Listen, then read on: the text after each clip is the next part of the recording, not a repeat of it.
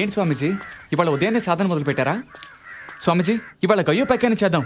సుమోన్నా, ఎక్కడికి వెళ్ళొస్తున్నారు తమరు? ఉదయాన్నే లేచి ఏటిగట్టుకు వెళ్ళాను. వెంకన్న గుడి కూడా తెరిచారు. తమరు వస్తారని రాత్రంతా కంటి మీద కునుకు లేకుండా ఎదురు చూస్తున్నాం.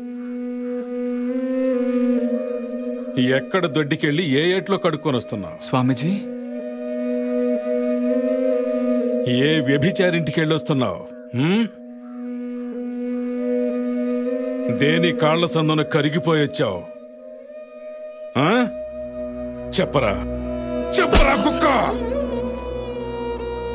జమీందార్ గారు అమ్మాయిని ముట్టుకున్నావా? ముట్టుకున్నావా? మాట్లాడవేరా?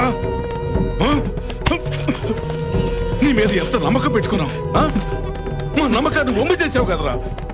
చంపేయాలరా కామ పిశాచి! స్వామీజీ, నేను అమ్మాయి ఒకరినొకరు ఇష్టపడుతున్నారా?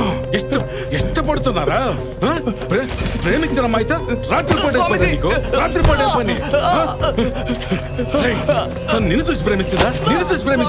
నువ్వు వేసిన వేషం చూసి ప్రేమించిందిరా? దాన్ని అస్త్రం చేసుకుని ఆ పిల్లతో ప్రేమ కలాపాలు సాగిస్తావా? చంపిన పాపలేదు. నీ ఎంత కబురా నీకు? ఈ విషయం జమీందారు తెలిస్తే నిన్ను చంపుతాడు, నన్ను చంపుతాడు, అందరినీ చంపుతాడు. ప్రాణాలతో కూడా వెళ్ళిపోమ్మను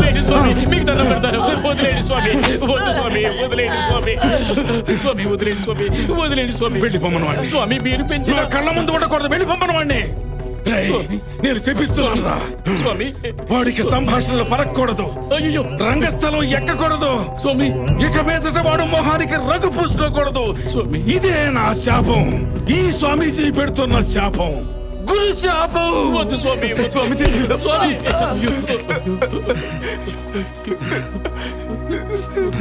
స్వామీజీ, నువ్వన్నా చెప్పన్నా? స్వామీజీ నన్ను క్షమించండి. శపించకండి స్వామీజీ. నాకు నటన తప్ప ఇంకేమీ తెలీదు. నటించకపోతే నేను చచ్చిపోతాను స్వామీజీ. మీరేం చెప్పినా చేస్తాను. నన్ను తరివేయకండి స్వామీజీ. ఇక్కడే ఉండనివ్వండి స్వామీజీ. మీ కాళ్ళ దగ్గర కుక్కలా పడి ఉంటాను స్వామీజీ. నన్ను తరివేయకండి స్వామీజీ.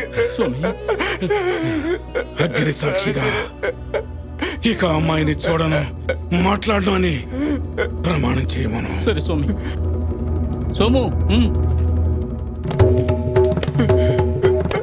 అయ్యో స్వామీజీ.